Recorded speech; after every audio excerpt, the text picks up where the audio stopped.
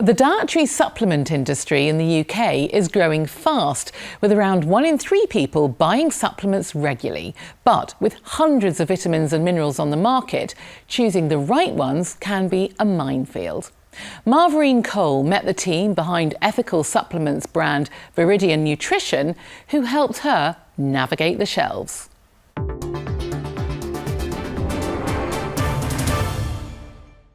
We all know we should be eating healthily, and the shelves of our local independent health food stores offer a wealth of choice. But in our busy lives, can we honestly say we're eating our 5 a day of fruit and vegetables? Or, according to recent research, 7 a day even. Are we getting the right amount of iron or omega-3s? Do we even know if our bodies are deficient in something? We do advocate it's important that people do get the nutrients and nutrition they need from the diet alone, but in some cases allergies or restricted diets may mean that supplements can be beneficial for them. With hundreds of supplements on offer, making the right choice can be confusing. For example, how many of us know our vitamin B6 from our B12? Buying from a faceless online seller can sometimes be a gamble. It's very tempting to go straight onto the internet and try to find everything out, but it can be a bit of a wild west on there, and you can get some poor advice. So my best advice would be to go to a specialist independent health food store. And we insist that our stockists embark on a training programme with us so they fully understand what the supplements do and why they're recommended for certain individual people.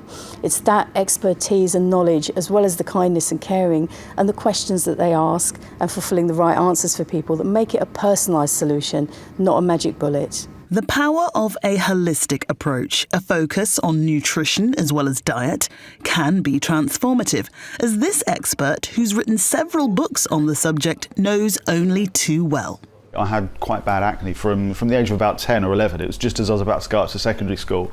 I went to so many different specialists, tried all manner of lotions and potions. Nothing really worked a great deal. And it was only when I actually started working on my diet and reading books and really kind of getting switched on to this idea that things started to change. And that was like that light bulb moment that, you know, we can actually engage in our own healthcare to some degree.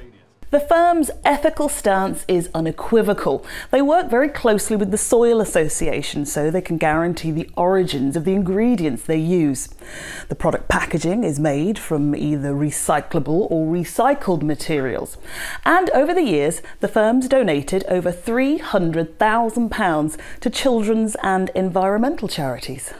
Ingredient provenance and purity is as crucial to Viridian Nutrition as it is to its customers. We go right back to where the ingredients come from and we ask all these questions, you know, is it vegan, is it non-genetically modified, is it non-irradiated, and to know where it comes from is one of the key heart and soul points of Viridian Nutrition. I think customers want to know where supplements come from. They want to know that we have that control, that we know where everything's coming from. You know, you don't want to be taking a food supplement like a food and not know how it's made or where it comes from.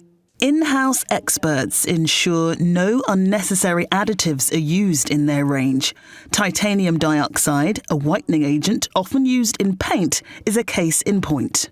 The University of Zurich has recently published some research, and their findings concluded that titanium dioxide could potentially exacerbate the symptoms of inflammatory bowel diseases. There aren't any restrictions for its use throughout the food industry. A customer can look to avoid it by looking on the ingredients label for E171. Having a pioneering and innovative attitude can single a business out, but it's become the very definition of this firm's longevity and continued growth. We founded Viridian Nutrition in December 1999, and by some people our core ethos were regarded as quite fringe. Things like non-animal testing, non-GM, non-irradiated, organic, vegan. But now the world has woken up to these things and seen how important they are, and we're no longer viewed as alternative.